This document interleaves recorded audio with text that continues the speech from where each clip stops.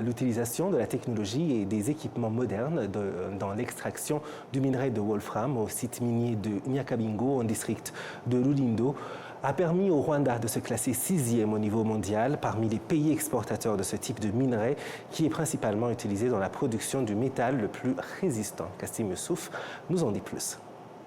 En 1930, des pierres précieuses de wolfram ont été découvertes dans les hauteurs de Chorongi. Le directeur général de la mine de Nyakabingo, Wiringimana Justin Donissi, un aperçu de l'histoire de l'exploitation du wolfram dans cette région. En raison des glissements de terrain causés par la nature des collines dans cette région, les personnes qui étaient là, notamment pendant la période coloniale, ont vu des filons de wolfram. L'exploitation minière a donc commencé par la collecte manuelle du wolfram qui était par après vendu. À cette époque, la production variait entre 10 et 15 tonnes. Le développement de l'exploitation du wolfram sur le site de Nyakabingo a été propulsé par l'utilisation de la technologie et l'ajout d'équipements modernes qui viennent compléter les pratiques minières traditionnelles.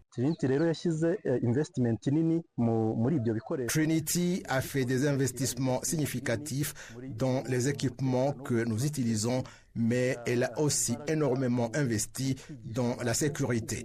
L'entreprise a fourni beaucoup d'efforts dans la formation des employés sur les protocoles de sécurité ainsi que sur les pratiques minières qui sont en ligne avec les tendances actuelles. Tous nos superviseurs sont formés et même aujourd'hui, d'autres équipes suivent une formation. La mine de Nyakabingo emploie plus de 1800 travailleurs et un employé peut gagner plus de 7 millions de francs rwandais par mois en fonction de la production réalisée. Cela a contribué à améliorer les conditions de vie des travailleurs. Je travaille dans ce secteur minier depuis 2021 et je peux dire que cela est pour moi très bénéfique. Ma vie s'est considérablement améliorée. Après seulement 1 an, je me suis marié et j'ai maintenant un enfant. Je possède également ma propre maison et des terres supplémentaires qui génèrent des revenus. Comme vous le savez, posséder des terres de nos jours est un bien précieux. Dans cette opération minière, des locomotives sont utilisées pour extraire le sable des galeries et le transporter aux travailleurs qui commencent par le laver à l'eau. Par après, les matériaux précieux sont envoyés au laboratoire pour des tests de qualité. Après ce test, ces produits sont mis dans des machines de séchage jusqu'à ce qu'ils atteignent la température désirée, après quoi ils sont emballés dans des sacs appropriés.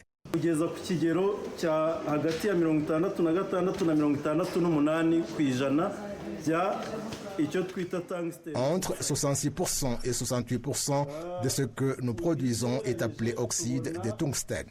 En moyenne, nous produisons environ 4 tonnes par jour avec une production quotidienne variant de 3,5 à 5 tonnes.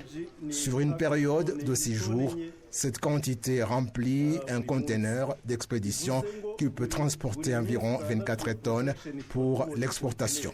À moins qu'il n'y ait des problèmes logistiques, nous remplissons systématiquement un conteneur chaque semaine. À ce jour, ces pierres ont un potentiel d'exportation vers le marché international. Nous utilisons également des étiquettes qui permettent de scanner avec un téléphone et de tracer l'origine des pierres depuis l'emplacement spécifique jusqu'à chaque tunnel où elles ont été extraites. Actuellement, la mine de Nyakabingo est la première mine en Afrique à extraire du minerai de wolfram. En 2024, le Rwanda a été classé parmi les 6 premiers pays exportateurs de wolfram au niveau mondial. Sur les 1200 tonnes exportées l'année dernière, 1107 tonnes ont été extraites exclusivement des mines de Nyakabingo. À ce jour, les réserves de wolfram de la mine de Nyakabingo devraient durer encore environ 40 ans.